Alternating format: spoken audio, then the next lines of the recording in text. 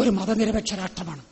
അപ്പോൾ ഞാൻ പറഞ്ഞു വന്നത്, രാഷ്ട്രീയത്തിലെ മതം ഇടപെടുകയല്ല, മതത്തെ മാറ്റി നിർത്തുകയാണ് നല്ലത് എന്ന് മതനിരപേക്ഷവാദികൾ ആഗോളതലത്തിൽ പറയുന്ന അംഗീകരിക്കുന്ന ഒരു വസ്തുതയാണ്.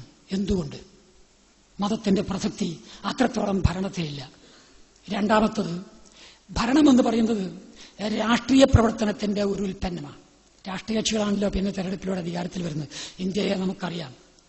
അപ്പൊ രാഷ്ട്രീയത്തിൽ മതം മുക്തമാവുകയാണെങ്കിൽ, മതത്തിൽ വിലയിച്ച രാഷ്ട്രീയമാണെങ്കിൽ, ആ രാഷ്ട്രീയം ഒരു മതനിരപേക്ഷ ഭരണകൂടത്തെ രൂപപ്പെടുത്തുമോ? ഒരിക്കലുമില്ല. ഒരു മതനിരപേക്ഷ പ്രസ്ഥാനത്തിന് മാത്രമേ ഒരു മതനിരപേക്ഷ ഭരണകൂടത്തിന് നേതൃത്വം കൊടുക്കാൻ സാധിക്കൂ. അപ്പോൾ നമ്മുടെ രാഷ്ട്രീയം മതനിരപേക്ഷമാകണം, എങ്കിലേ ഭരണകൂടം മതനിരപേക്ഷമാകൂ. അതിന്റെ അർത്ഥം എന്താണ്? രാഷ്ട്രീയത്തെ മതനിരപേക്ഷമാക്കണം. അതും ഈ പറഞ്ഞ രാഷ്ട്രങ്ങളിലെ വിവേകമുള്ള, ആ രാഷ്ട്രങ്ങളുടെ പുറത്തുള്ള രാഷ്ട്രങ്ങളിൽ മതനിരപേക്ഷയ്ക്ക് വേണ്ടി വാദിക്കുന്ന ഇന്ത്യയുടെ ഭരണഘടന മതനിരപേക്ഷമാണ്.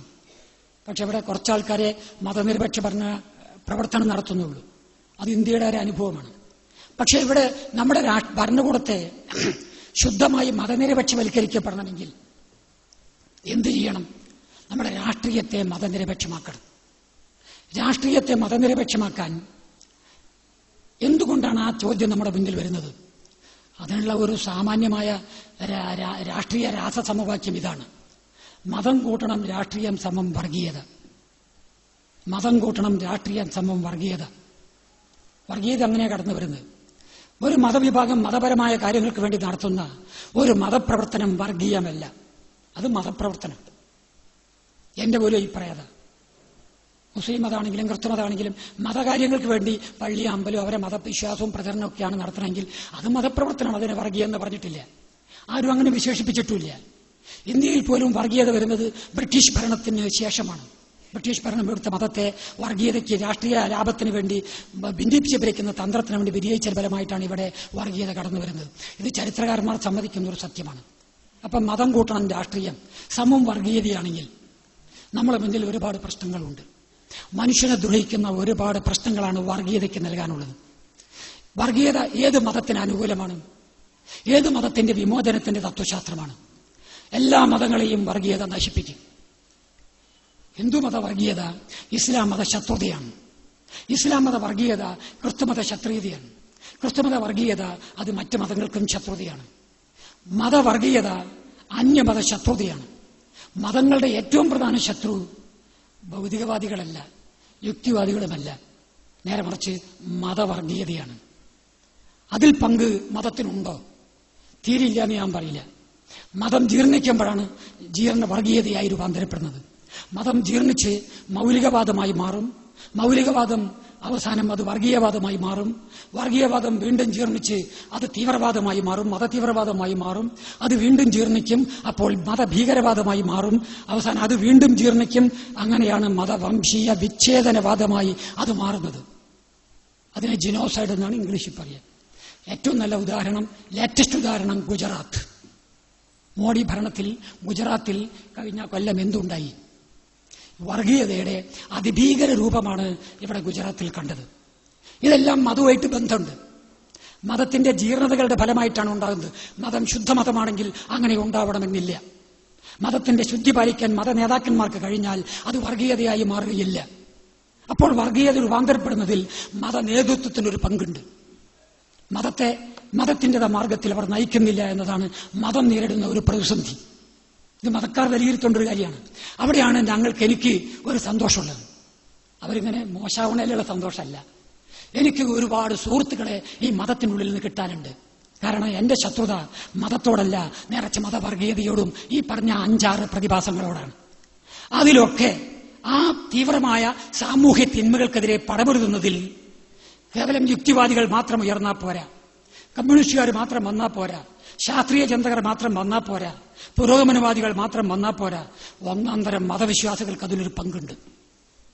ഉത്തമ മതവിശ്വാസികളുടെ ചരിത്രപരമായ കടമയാണ് മതത്തെ നിലനിർത്തണമെങ്കിൽ വർഗീയതയെ തകർക്കണം. ഏത് മതത്തിന്റെ വർഗീയതയും അവനാന്റെ മതത്തിലെ വർഗീയതയെ ആദ്യം തകർക്കുക. അതാണ് മതക്കാർ ആദ്യം ശ്രദ്ധിക്കേണ്ടത്.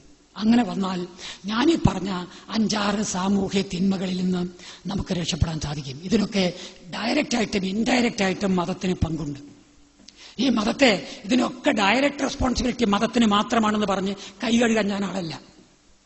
അതിൽ രാഷ്ട്രീയക്കാർക്കും തുല്യ പങ്കുണ്ട്. മതം കൂട്ടണം രാഷ്ട്രീയല്ലേ? അങ്ങനെ ഒരു കല്യാണം നടക്കുമ്പോൾ രണ്ടാളും സമ്മതം വേണ്ടേ? ഏകപക്ഷീയമായിട്ടൊരു വിവാഹമുണ്ട്. ഇതൊരു അവിഹിത വിവാഹമാണ്. മതം കൂട്ടണം രാഷ്ട്രീയം. മതക്കാരൻ രാഷ്ട്രീയക്കാരെ കല്യാണം കഴിക്കലാണോ, രാഷ്ട്രീയക്കാരൻ മതക്കാരെ കല്യാണം കഴിക്കലാണോ എന്നത് എനിക്ക് ഉറപ്പ് പറഞ്ഞുകൂടാ. ഓരോ ഘട്ടത്തിലെ ഓരോ സംഭവത്തിൽ ഇതൊക്കെ പറയാൻ കഴിയും. സാമാന്യമായിട്ട് അത് പറഞ്ഞാൽ ഉത്തരം ശരിയാവില്ല. ഇവർക്ക് രണ്ടു കൂട്ടർക്കും തുല്യ പങ്കാളിത്തമുണ്ട്. അതുകൊണ്ട് വളരെ പ്രധാനമായ സാമൂഹ്യ പ്രശ്നം, വർത്തമാനകാലം ഭാരതം നേരിടുന്ന ഒരു സാമൂഹ്യ പ്രശ്നം, ഈ പറഞ്ഞ മതവുമായി നേരിട്ടോ അല്ലാതെയോ ബന്ധപ്പെട്ട് നിൽക്കുന്ന സാമൂഹ്യ തിന്മകളിൽ നിന്ന് അവയെ ഒഴിവാക്കുന്നതിന് മതവിശ്വാസികളായ നല്ലവരുടെയും മതനിരപേക്ഷവാദികളുടെയും, അക്കൂട്ടത്തിൽ ഞാനീ പറഞ്ഞ പുരോഗമനാദികളൊക്കെ പെടും മതനിരപേക്ഷവാദികളിൽ, ഈ മതനിരപേക്ഷവാദികളുടെയും മതവിശ്വാസികളുടെയും ഐക്യതരെ ഊട്ടിയെടുത്തുകൊണ്ട് ഈ സാമൂഹ്യ തിന്മകളെ സമൂഹത്തിൽ നിന്ന് വലിച്ചെറിയണം. അതിനിപ്പോ ഞങ്ങൾക്ക് മുന്നിൽ നിൽക്കുന്ന ഏറ്റവും വലിയ പ്രതിസന്ധി എന്താണ്, അല്ലെങ്കിൽ എതിരാളികൾ ആരാണ്? അവരെ ഞാൻ വിളിക്കുക മതമൗലികവാദികളെന്നാണ്. മതമൗലികവാദമായി രൂപാന്തരപ്പെടും, പിന്നെ അങ്ങനെ 5-6 മാറുന്ന പറഞ്ഞു. അതിൽ ആദ്യം തന്നെ മതം മാറുന്നത് മതമൗലികവാദമായിട്ടാണ്. ഈ മതമൗലികവാദം ഒരു പ്രത്യേക വാദം. അതിന്റെ അടിസ്ഥാന തത്വം ഇതാണ്: എന്റെ മതം മാത്രം സത്യം, അന്യമതങ്ങളൊക്കെ മോശം അല്ലെങ്കിൽ കളവ്. എന്റെ ദൈവം മാത്രം സത്യം, അന്യമതങ്ങളൊക്കെ അന്യദൈവങ്ങളൊക്കെ അവിശ്വസനീയന്മാർ, അവരൊക്കെ കപട ദൈവങ്ങൾ. ഇത് മതക്കാർ പറയുന്നതാണ്. ഞങ്ങൾ പറയുമ്പോൾ ഇതെല്ലാം കൂടി കൂട്ടി വായിച്ചാൽ ഞങ്ങളെ വാദഗതിയായി. ഓരോ മതക്കാരൻ പറഞ്ഞതും കൂടി ഒരുമിച്ച് ഞാൻ പ്രസംഗിച്ചാൽ യുക്തിവാദമായി. യുക്തിവാദം എന്റെ സ്വന്തമൊന്നുമല്ല, അത് മതക്കാരിൽ നിന്ന് കിട്ടിയിട്ടുള്ള അവർ തന്നെ മറ്റു മതക്കാരെ നടത്തിയ വിമർശനങ്ങളുടെ ഒരു സമാഹരണമായ യുക്തിവാദമായി. പക്ഷെ അതിന് ഒരു താത്വിക നിലപാടും അതിനെ അപഗ്രഥിക്കാനുള്ള ഒരു കാഴ്ചപ്പാടും ഉയർത്തിപ്പിടിക്കും. അതിന് ഞങ്ങൾ ഉയർത്തുന്ന നിലപാട് ഇതാണ്: ശാസ്ത്രീയ ചിന്തയുടെ തത്വശാസ്ത്രമാണ് ഈ യുക്തിവാദം.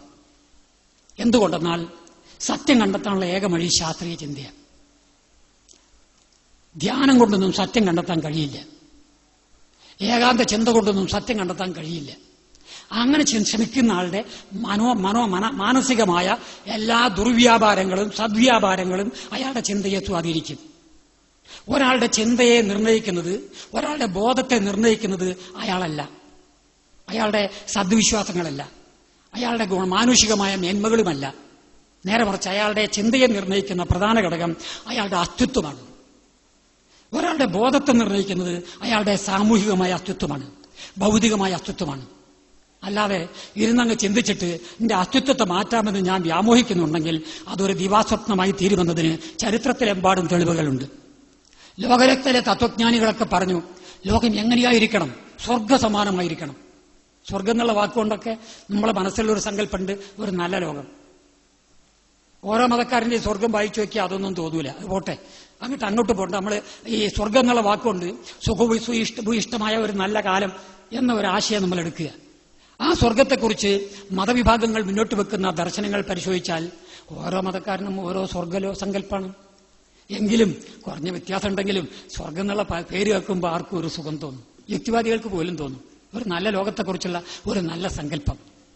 ലോകത്തിലെ തത്വജ്ഞാനികളൊക്കെ ഇത്തരം സ്വർഗങ്ങൾ കെട്ടിപ്പടുക്കുന്നതിന് വേണ്ടിയുള്ള മാനദണ്ഡങ്ങൾ വെച്ചിട്ടുണ്ട്. പക്ഷേ അവർക്കാർക്കും ആ സ്വർഗം ഭൂമിയിൽ സൃഷ്ടിക്കാൻ സാധിച്ചിട്ടില്ല. അവരൊക്കെയും അവരനുയായികളും പരലോകത്തിലേക്ക് പോകാനുള്ള വാതിലെപ്പാ തുറക്കുക എന്ന് പറഞ്ഞ് കാത്തിരിക്കുക. ഇതിനേക്കാൾ മൂഢമായ ഒരു താത്വിക ചിന്ത വേറെയുണ്ടോ? ഇവിടെ ജീവിക്കുന്ന മനുഷ്യന്റെ ജീവിതം ഇവിടുത്തെ ജീവിതമാണ്. ഇവിടുത്തെ അസ്വത്വത്തിന്റെ ദുരിതങ്ങൾ, ഇവിടുത്തെ അസ്വത്വത്തിന്റെ വേദനകൾ, അത് സൃഷ്ടിക്കുന്ന ഒരുപാട് യാതനകൾ, അതിൽ കിടന്ന് നരകിക്കുന്ന ഇന്നാട്ടിലെ ഭൂരിപക്ഷം ജനതയോട് പരലോകമുണ്ട്, മരണാനന്തരം അവിടേക്ക് കാത്തിരിക്കൂ, ഇഹലോക ദുഃഖങ്ങളെ മറക്കൂ എന്ന് ഒരു മതാചാര്യൻ പറഞ്ഞാൽ പോലും അയാൾ മനുഷ്യത്വമുള്ളവനാണെന്ന് ഞാൻ പറയില്ല.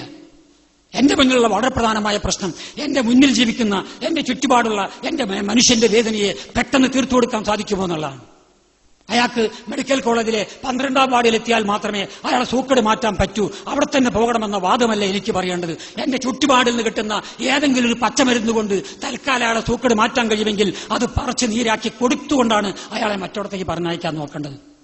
അത് ചെയ്യാൻ മതങ്ങൾക്ക് കഴിയില്ല.